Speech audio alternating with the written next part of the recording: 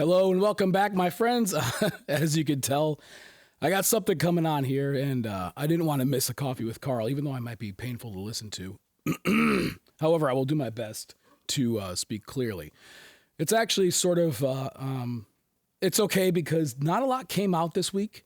Really, it was, about Black Friday, Cyber Monday, all that stuff. And so what I figured that I would do in this episode, besides croak along so that I don't miss an episode, is what I want to do is show you some of the products I'm going to be comparing in an upcoming video. Now, the whole thing that I keep getting is people saying, you've lost touch with the modern blue collar worker. You show these flannels that are $200 and whatever. And I really do try to do my best to mix in enough products that are still affordable.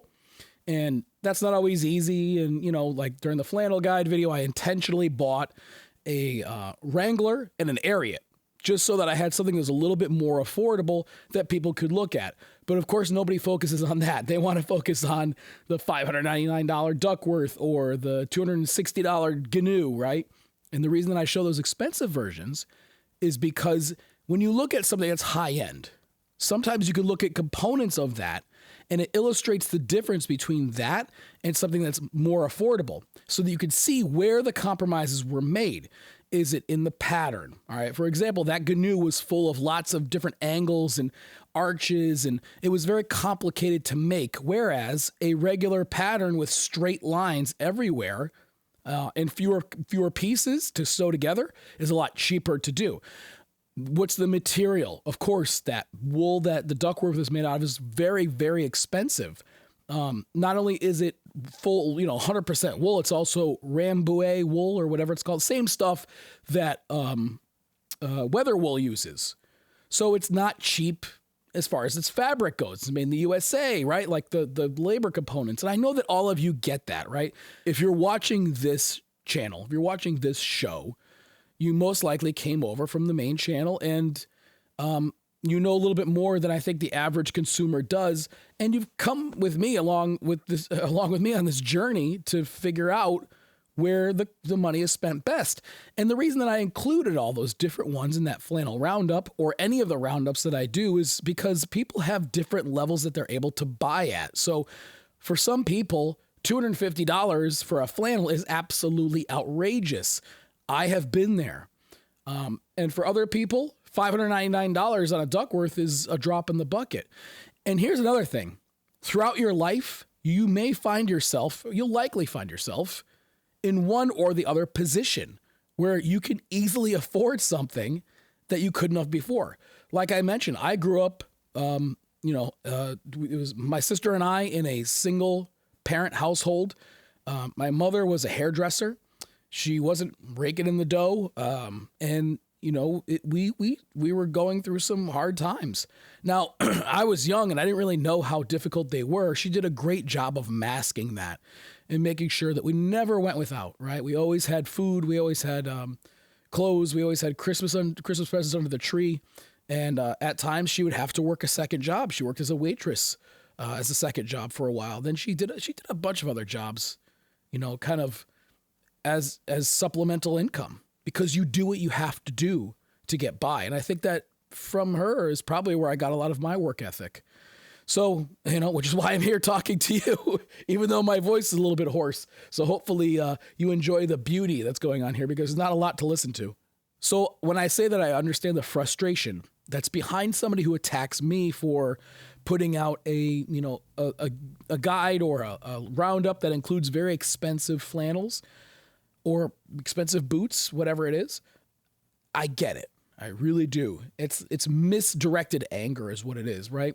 I mean, when I watch Top Gear, right, and I see Top Gear, back when it used to be Top Gear and it was the original trio, I would watch those things. I'd say, man, I wish I could afford an Aston Martin, or I wish I could drive around in a Lamborghini or something like that. But the fact of the matter is that's probably never going to happen. I probably will never be able to afford, such expensive cars. And, I get it, right? The part of you kind of has a little bit of, you're a little bit like, damn it, that sucks. And now I'm pissed at anybody who can actually afford that and gets that thing that I don't get. And we're talking on a much smaller scale here, right? But I think that's what it is. It's misdirected anger. Nobody really knows that, again, I came from where I came from. I was a mechanic making $11 an hour for a long time. And then I ran a tow truck at night while I did my apprenticeship during the day. And then after that, when I got my license, I went to college courses at night while I was working my day job. You know, nobody sees the journey. They only see the end result. And, you know, it's just like with this channel. I mean, you know, people may see that a video gets 50 or 100,000 views and they may be mad because their channel doesn't do the same. So I get it. And I think that it's one of those things that comes with time. And again, I've been there. I felt that way and I still feel that way, but at least now I can recognize it. So I'm going to continue to feature different products of all ranges so that you can see something that maybe is aspirational, maybe that you can someday look at and say, you know what, I'm going to save up for that great thing. Or, you know what, a Wrangler that's $49.99 or whatever it is, that's good enough for me. What these other things have, I don't really care about.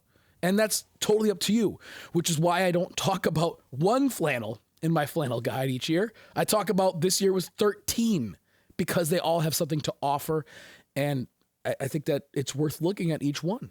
Anyway, so the next video that's coming out will be a roundup and well, really more of a torture test, similar to the one that I did with the work shirts with inexpensive work jackets. Okay. And I had to use some criteria here because it's very difficult. I wanted to compare apples to apples, and that wasn't exactly a perfect science, but I wanted to basically compare the same type of jacket with largely the same type of materials from a large group of brands. So the criteria was I wanted one of the typical work jackets, right?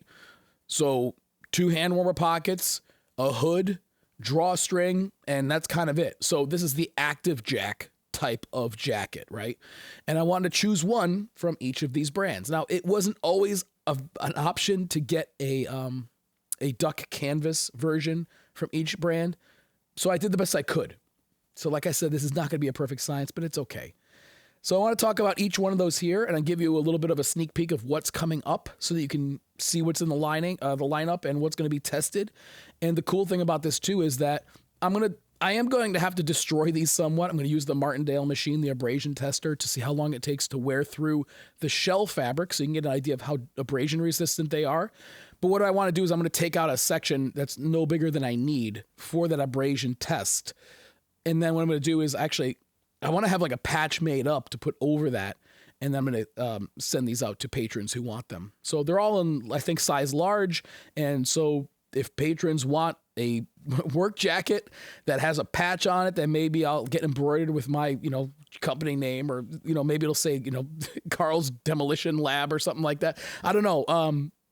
Something like that, I think it'll be kind of fun. And it'll be a good way to take these and send them out into the world because they have a lot of life left in them. And I hope that they get used by people in my Patreon who can put them to work. So anyway, let's get to it. All right, the first one is actually from Red Cap. And Red Cap is an interesting company.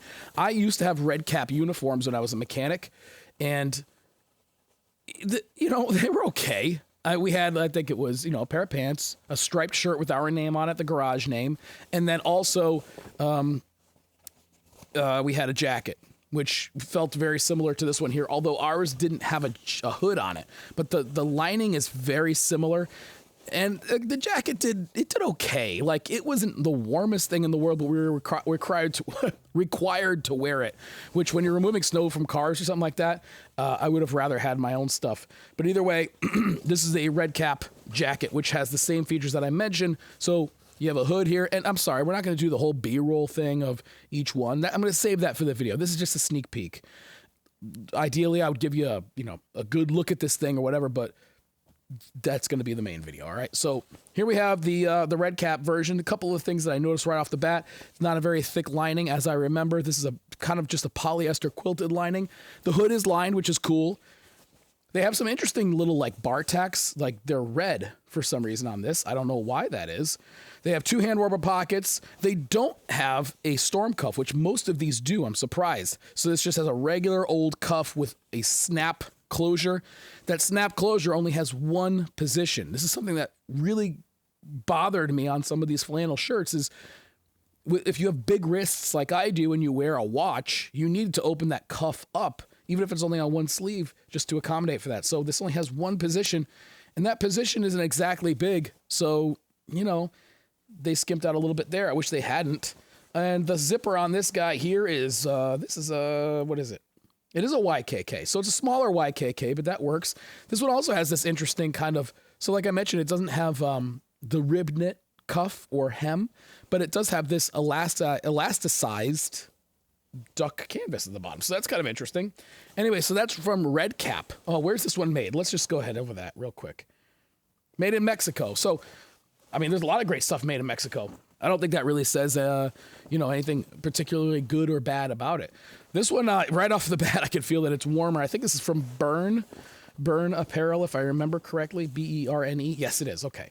So this is from Berne. I try to get these in different colors when available so that when they're on the video, you can tell which one is which. If they were all that brown canvas, it would get confusing, right? So this is a darker blue and same kind of thing. Although the lining on this is like a, I don't know there's a name for this. It's not brushed, but it's not a slick nylon like the other one. The sleeves might be, however. So the sleeves are like that slick nylon, which is good, again, when you're sliding that over a layer. But this is nice and soft here. This is probably going to be a lot warmer, but I can feel right away it's a lot thicker. I have to figure out a good way to test that thickness there because, that's the other problem, right? 3M Thinsulate, which I don't think this is, they'll always tell you if it is.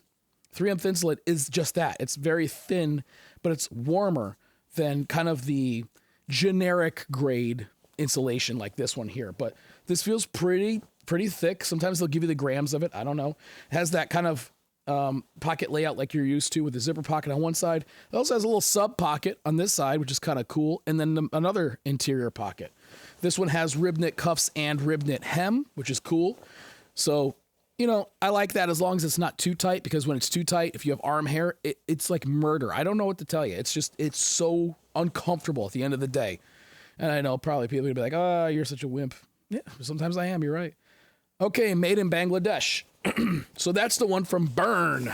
Next up, I haven't even taken the tags off of this one yet. I just bought it. This is from Carhartt, and this is their active jack. I originally wanted to compare the J140 active jack, which was the made in the USA version. However, that wasn't available at the time. So I got this one, which is their hang on, I'll look it up right here. What is it? The J130M. So this is a J130. Now, there's a lot of things on this that I like in particular. Number one, if you take a look, their drawstring is on the inside of the hood, which is nice because if it's on the outside and you're leaning near a rotating tool, let's say you're grinding or something like that, or maybe you're working near a drill press, that could get caught and could become a hazard. At least with these on the inside, you could tuck those in and not have to worry about it. So I love the fact that they did that. This one has their 360-degree articulating zipper on it, which I always thought was a pretty cool thing. Has rib knit hem and has their storm cuffs. So you actually have a rib knit cuff inside of a Cordura-lined cuff here. So this is the whole thing. The body of this thing is made, I believe, in their washed duck. Actually, the tag's right here. Let me just take a look at it. Yeah, washed duck, Cordura reinforced cuffs. And this does have the 80-gram 3M Thinsulate. So this is a number 3 on their scale, their warmth scale. So it's not like super duper warm, but it's still warmer than most. This also has a storm flap, which I noticed some of the other ones didn't have. So you have a storm flap there. And, again, that 3M Thinsulate will keep you nice and warm. Insulated hood. And where's this one made? This one is made in Nicaragua. So, again, you're going to have a whole bunch of different places making these things, but we're going with the least expensive version, all right? And I'll get much more granular on these things in the actual video. I'll talk about the stitching. I'll talk about the everything. So I can compare them from one to the next, and you can make the best decision for your needs. That's what I hope to do. Now, one of the things that you'll notice with the Carhartt is that it has a lot of very thoughtful features that some of the other ones won't. And that's why I like the brand. And one of the reasons I continue to talk about them is because they will often include things that you go, oh yeah, why didn't anybody else think of that? That's a good example of it right there. Next up, we have Helly Hansen. Now this is from Helly Hansen Workwear. And it doesn't look like workwear, does it? I mean, this looks to me like a ski jacket, but it is from their workwear line, and Helly Hansen has a totally different approach than a lot of other workwear companies because of their history in what they do, being more of an outdoor apparel type of gear company. You can see that come through in here. So everything from the zipper pulls, right, which are very outdoorsy. The insulation on this, from what I understand, there is more insulation in the chest than there is in the arms. It has some retro reflective piping on it, which is pretty cool. The hood is one of the ones that could be stored away, which is nice. So you could actually tuck that up. The collar here is also insulated. So if you wanted to batten down the hatches and keep that nice and tight around your neck, you could. So this is sort of a hybrid. You have the collar, but you also have a hood, which is great. Does this use 3M thin slit? I don't know. I'm not sure if this does. It's definitely lofty. I'll tell you that much. Doesn't say. And this is made in China. So again, this might be the one for you. It might not. Next up from Truewerk. Now, Truewerk, they don't really make a very warm jacket, right? They make this shell, which is cool because they also use this layering system. So you're supposed to wear this along with, I believe it's called their Whoopee hoodie. And that's a like a military term from what I understand. I talked to a buddy of mine at work who was in the military. And he said, yeah, that's what it is. And so on this, they have a lot of the nice features that I mentioned on the Carhartt. So the internal drawstring, you see that there as well. This one's definitely not going to be as warm on its own, but again, it's supposed to be worn in conjunction with something else. It does have their kind of typical branding on it. I mean, Truewerk has a lot of external branding on them, but a lot of people at work who are invested in their gear have been moving to Truewerk from a lot of the traditional companies. So I see a lot of Truewerk stuff on the site. And it's easy to see why, because they're pushing forward with their fabrics and stuff. So it's a cool jacket. It's a little bit different. This one's going to be the one that's going to, I think, be the most dissimilar from the rest because it's not really that same. I mean, it does have 2 hand warmer pockets. It does have a hood, and this is as close as I could get. And I wanted to include Truewerk. But let's get to some of the more traditional options here. Okay, this is one from Duluth Trading Company, and I got to tell you, I really like this one. As soon as I took this out, I'm like, oh man, do I have to destroy this? That sucks. Because it feels good. I don't know what to tell you. This is like a nylon duck. And so this isn't going to be the same again as all the others, but we're going to see how it abrasion tests and all that stuff. But it has a lot of nice features to it. I like this type of pocket where it has a little top over it. So this has a little bit of a different pocket than the other ones. Nice rib knit hem and cuff, nice insulation, which is basically like a fleece insulation. So this isn't like a quilted type of deal, although there is some extra insulation. I can feel how thick that is. So there's some sort of interwoven layer somewhere.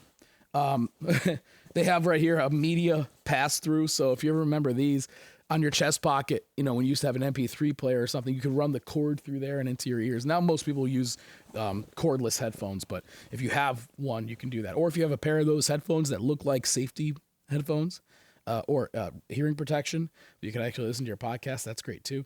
So yeah, it has 100% nylon. This one's made in Indonesia, insulated hood. I'm impressed. It's going to kind of bum me out to cut this one apart because I like it. I like the color. I like everything about it. And I need another jacket like I need a hole in the head, but hey, whatever. This is a nice one. Up next is a brand I've never ever talked about before, and that's Walls. I'm sorry these are all inside out. One of the reasons that they are is because I wanted to show the lining and stuff, so I turned them inside out, put them on the mannequin so that you could see the inside of the thing as well as the outside. So you can see right there off the bat, this has the polyester lined sleeves, which again for layering is really, really nice. This has, similar to the Carhartt, a storm cuff within the main cuff, which is cool. I like that because it protects that rib knit cuff. That's a nice extra layer.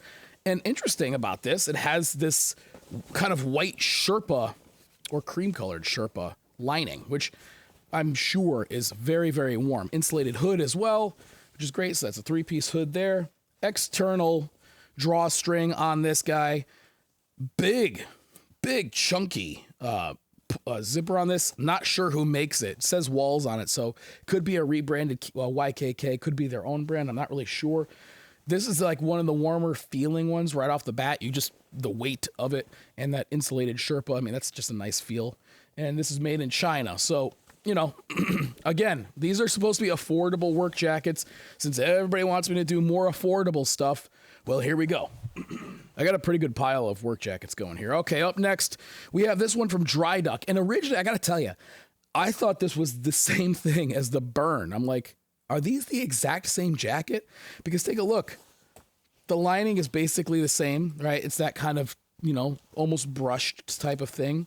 It does have, interestingly, check this out. So, wait a minute.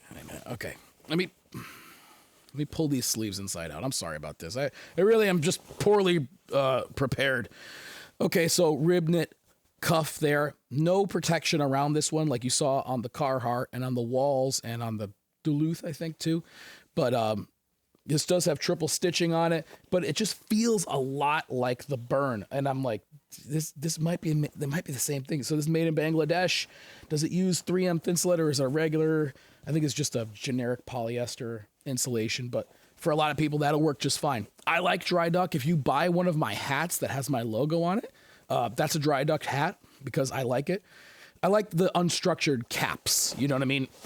Gets out of your way. You don't have to worry about it deforming and looking all weird and all that stuff. So this is one from Dryshod, and you know, it's about as basic as you get, but still seems very well built. And what I mean is like, this is obviously a washed duck. It's not like a rigid duck like some of these other ones. But when I put this one up next to like the red cap, this feels a lot more substantial. And so, you know, that's what I mean. Sometimes, you know, just because it's the most expensive doesn't mean it's the best. All right, last but not least, we have this one here from Ariat. This is the Ariat Rebar series, which is their workwear line. So you can see right there, it does have the, you know, not as shiny polyester, but still nice and slick so that you can easily layer over it. Oh my God. Let me get this thing tucked inside out. This is, looks like it's a rib knit cuff again with a storm cuff over it. Hang on a second. Okay, yeah, so rib knit cuff, another cuff over that, although these seem pretty small. I don't know if that's gonna be a problem or not, but they do seem on the small side. And the Ariat has a little bit of a different layout, so it has your normal hand warmer pockets, but it also has a vertical chest pocket on it too, which is kind of nice. So some of these only have 2 hand warmer pockets, but again, the simplicity of this design makes it less expensive to manufacture. So the whole thing is lined in this, I don't know, semi-slick quilted insulation, which doesn't feel as plasticky as some of the other ones. But Ariat is always, they're always a pretty safe bet. I got to tell you, I really have never been disappointed with Ariat. Other companies, absolutely. But this one has always been pretty good. I don't know.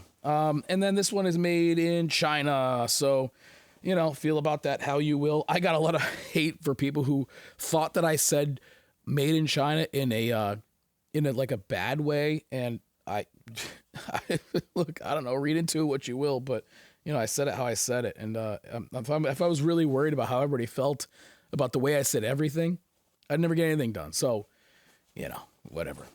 This also has the interior or internal drawstrings with a really cool looking chrome ball on the end. That's awesome. So it looks like a loop. So what I imagine it's probably anchored on this side, looped through with this ball to keep it from pulling back. And then I can feel right here, there's a little, you know, you squeeze that and you can let it out. That's a pretty cool approach. I like that.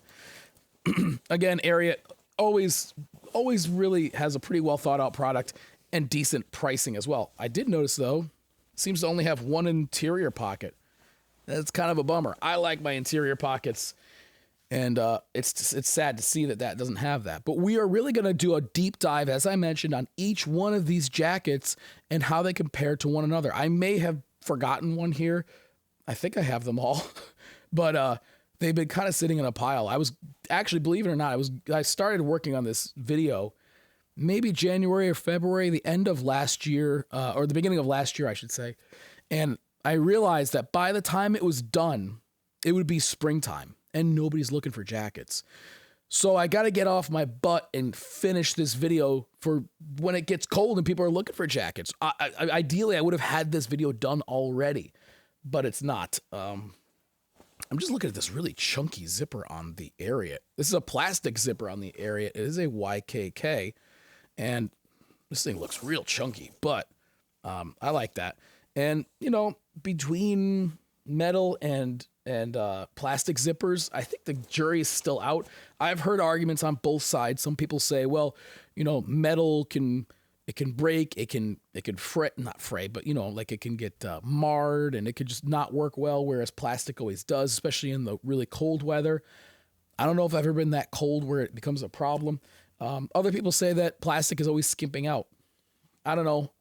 I think if it's from a reputable maker, you could probably just say that one or the other is good enough. But yeah, so these are going to be in the lineup, and I'm going to compare them. Most of this work is already done. As far as the B-roll and stuff, it just has to be assembled, and then I have to talk about it. And can't do that until my voice is working again. All right, so stay tuned because that is coming up soon. All of my guns are basically pointed in that direction to get this thing done, hopefully for mid-December. And then the end of December, hopefully as like a kind of Christmas special, I'll be putting out the first episode of that series that I've been talking about for a long time, which I don't know if we're just going to call it Things I Wish My Father Taught Me, but I think it might just be what it's called. And our first guest is Jimmy DiResta. So, you know, pretty big name, really cool guy. And we had a lot of fun up there. It's just that editing it all together and not making it 30 minutes is my goal. I want to make it a good, tight, like 10 or 12 minutes, which is enjoyable from start to finish. And there are no gaps and no times where you're just like looking at your watch or like whatever. So yeah, I'm excited about that. But we're going to go to the patrons only segment right now. Thank you so much for watching. I hope that you're looking forward to seeing this video because I bought all these and it's not cheap, but it's because of my patrons that I'm able to do that. And so I always try to give them everything I possibly can, whether that's early access to videos. They get early access to all these. Of course, the end section of these where I talk directly to the patrons and they have their own 10 or 15, 20 minutes, whatever it is. And so, you know, if you haven't looked already, please consider checking it out because we have fun over there too. It's a good time and some really good people. So Bill, sorry about getting your name wrong last time. I know he's watching and I called him Rich last time, but I meant you were rich in spirit. And also in Wookiee boots, because he has a pair of those. So anyway, let's get to the patrons only section right now. For the rest of you, thank you so much for watching. I'll catch you next time.